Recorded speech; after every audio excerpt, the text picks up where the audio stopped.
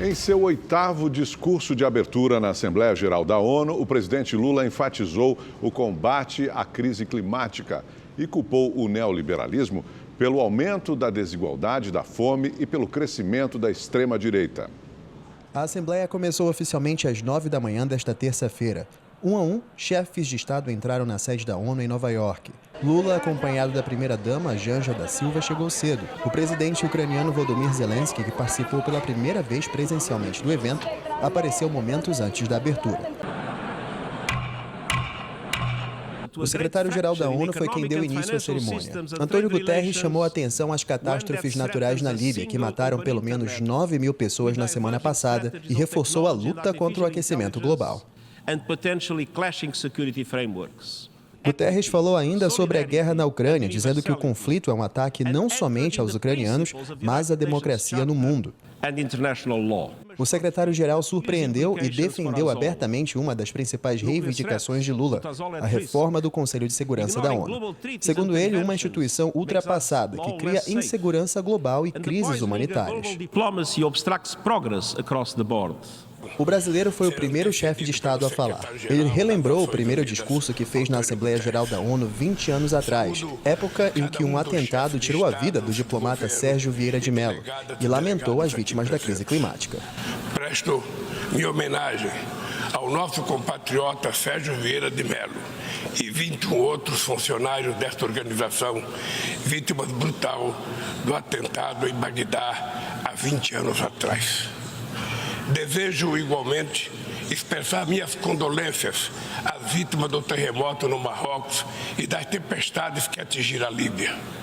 A exemplo do que ocorreu recentemente no estado do Rio Grande do Sul, no meu país, estas tragédias ceifam vidas e causam perdas irreparáveis. Lula recordou que já naquela época a fome e o aquecimento global eram temas centrais em seu discurso. O mundo ainda não havia se dado conta da gravidade da crise climática. Hoje, ela bate às nossas portas, destrói nossas casas, nossas cidades, nossos países, mata e impõe perda e sofrimentos a nossos irmãos, sobretudo aos mais pobres. A fome, tema central da minha fala neste Parlamento Mundial 20 anos atrás, atinge hoje 735 milhões de seres humanos que vão dormir esta noite sem saber se terão o que comer amanhã. Lula afirmou que falta vontade política para vencer a desigualdade e foi aplaudido ao dizer que voltou à presidência graças à vitória da democracia. Nosso país está de volta para dar sua devida contribuição ao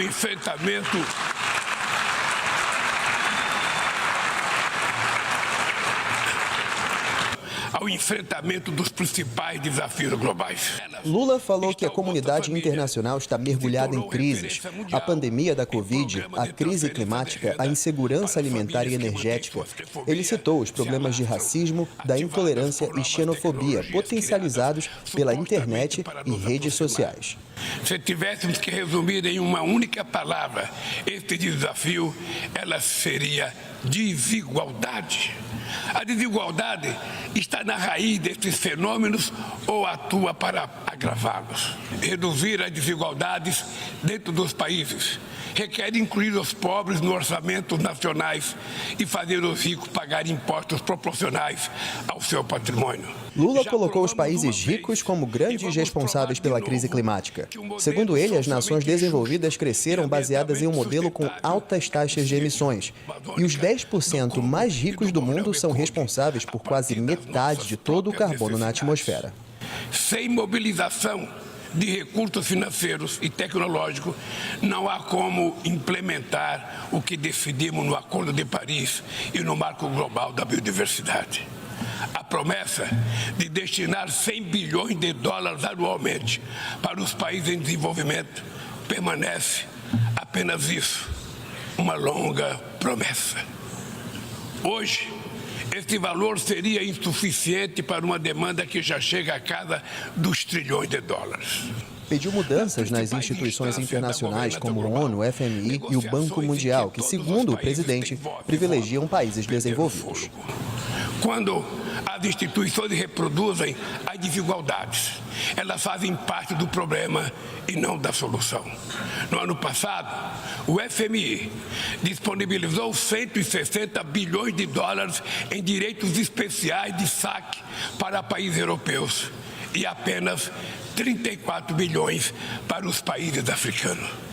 Lula culpou o neoliberalismo pelo aumento dos excluídos no mundo. O neoliberalismo agravou a desigualdade econômica e política que hoje assola as democracias. Seu legado é uma massa de deserdados e excluídos. Em meio aos seus escombros, surgem aventureiros de extrema-direita que negam a política e vendem soluções tão fáceis quanto equivocadas. Muitos sucumbiram à tentação de substituir um neoliberalismo falido por um nacionalismo primitivo, conservador e autoritário. Pediu mais diálogos para uma solução à guerra na Ucrânia. Não subestimamos as dificuldades para alcançar a paz, mas nenhuma solução será duradoura se não for baseada no diálogo. Tenho reiterado que é preciso trabalhar para criar espaço para negociações. Investe-se muito em armamentos e pouco em desenvolvimento.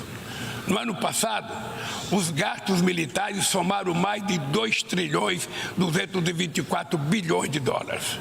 Criticou o embargo econômico contra Cuba. As sanções unilaterais causam grande prejuízo à população dos países afetados. Além de não alcançarem seus alegados objetivos, dificultam os processos de mediação, prevenção e resolução pacífica de conflitos.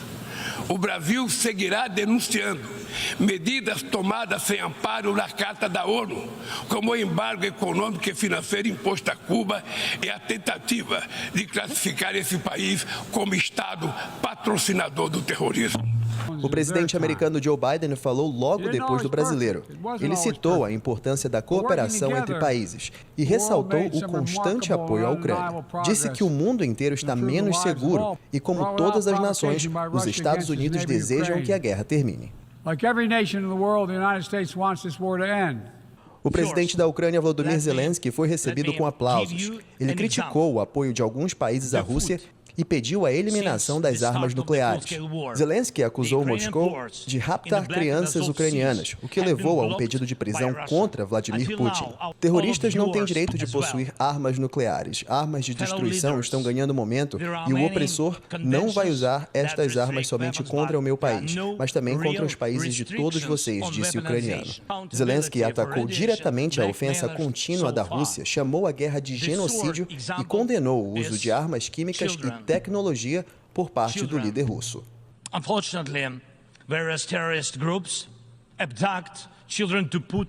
O retorno do presidente Lula ao Brasil foi antecipado de quinta-feira à noite para quarta-feira à noite, mas antes de deixar Nova York, Lula se encontra com o chefe da Casa Branca, Joe Biden, e também se reúne com o líder ucraniano Volodymyr Zelensky.